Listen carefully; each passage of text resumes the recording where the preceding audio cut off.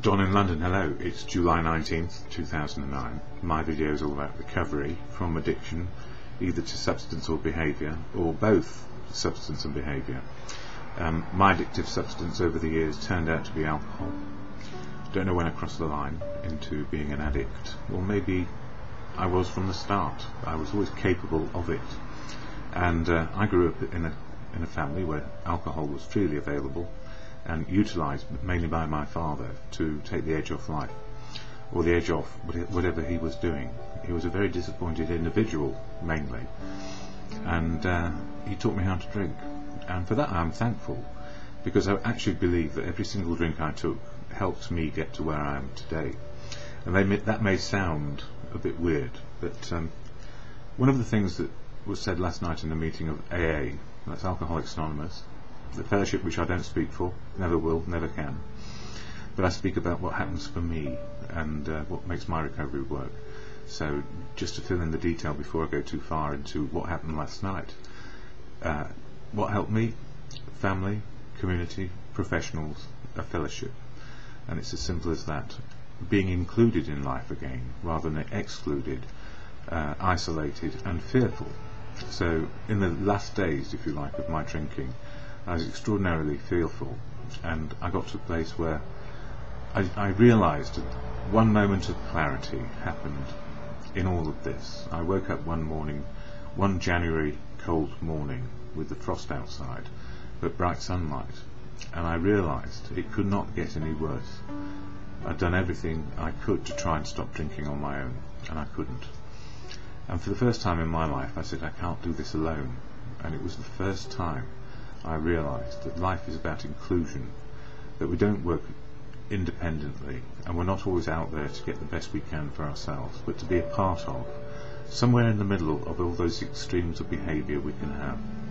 So I am grateful that I took every last drop, and I'm very grateful that on my very last day I took the top off a bottle top off a vodka bottle, took a sip and thought, if I keep on drinking now, the rest of my life is done. And I stopped. I poured it down the sink in the I suppose it was the worst hotel I've ever stayed in. It was for homeless people, drug addicts who were already in active addiction always, and alcoholics, and it stank of death and decay.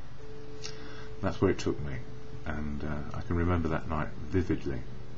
So where am I today? Well, we're in a fellowship, and back in the community, back in my family, and just gently taking each day as it comes. But fellowship helps me immensely. So Alcoholics Anonymous, it is a fellowship of men and women, and this is how the preamble goes at the beginning of every meeting. Alcoholics Anonymous is a fellowship of men and women who share their experience, strength and hope with each other, that they may solve their common problem and help others to recover from alcoholism. The only requirement for membership is a desire to stop drinking. There are no dues or fees for AA membership. We are self-supporting through our own contributions. AA is not allied with any sect, denomination, politics, organisation or institution. Does not wish to engage in any controversy, neither endorses nor opposes any causes. Our primary purpose is to stay sober and help other alcoholics to achieve sobriety. And in that last sentence, I suppose this is why I do these videos. It's about my recovery and how AA helps me, but it's not about representing a fellowship. It's not that at all. My experience, strength and hope has been that we need everything to start working again. And you know, I remember thinking that going to AA was the last chance saloon. I tried every other alternative to stop drinking and had professional help, and in the end nothing worked, because I was still trying to do self-will, and self-will and willpower will fail, because we are setting ourselves up to stop doing something or start doing something, and we cannot sustain it because it's beyond the boundaries of where it's safe. And I guess middle of the road is where I am now, learning what fellowship can do for me, learning how to be included and part of life, and sharing this message. So it's crucial, I guess, for my reflections and meditation that I am involved in helping people find recovery. And I guess it fits in with my background, which was training, development and management. and always wondering, did I really fit into those big organisations, and was I really doing what was right for me? And the answer was no, but it took me an awful long time to find out that I was in the wrong place at the wrong time. And now I feel I'm in the right place at the right time, and that is living one day at a time, understanding what I can and cannot do, and getting the wisdom to know the difference. So life does happen again. But the Last Chance Saloon, so many people come to AA hoping that it will fix the problem, and actually there is no fix to the problem. What there is a daily reprieve, as is often said, and the gift is that we can keep on having a daily reprieve, and our wisdom gets better, our understanding of life gets better, we're more involved, and we're a part of something. So AA has 12 steps to help people find recovery, and the 12 steps are about changing our attitudes and behaviour. And it has 12 traditions which hold the fellowship together around unity, service and recovery. So it's very simple. There's no outside interest, if you like, to going to AA, and everybody's unique and authentic, and I love that. The fact that we are unique, authentic human beings on a journey, our own path, with this one similarity: stay sober, the rest of life can work. And I implore people to give it a go if they're stuck in the malady of drink, because there's nothing worse. Or if it's drugs or anything else, there are other fellowships to try. But it means that we have to work hard every day at sobriety. It's no fixing goes on.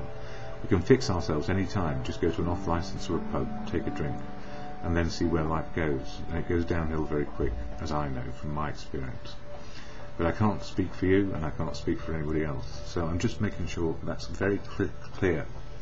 And July is all about the 7th step for me in the daily reflections, which I use here to illustrate what's going on.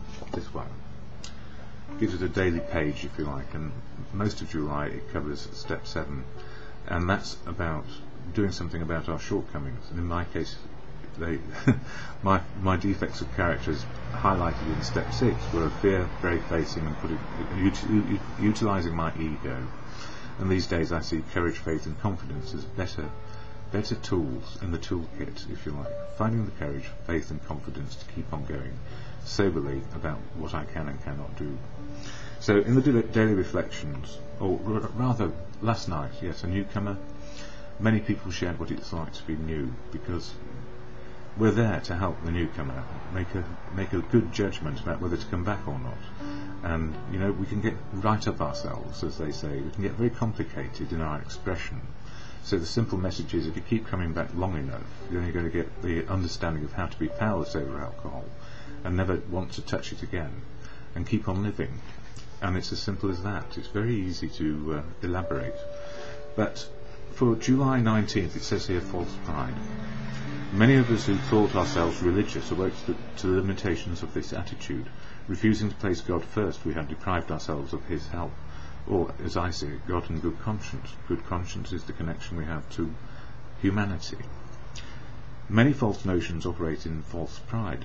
The need for direction to live a decent life is satisfied by the hope experienced in the AA fellowship. Those who have walked the way for years, a day at a time, say that a God-centered life has limitless possibilities for personal growth. This being so, much hope is transmitted by the elder AAs, or the elder statesmen. And God works through people. If there is anything I know, we get wisdom from other people to make life work.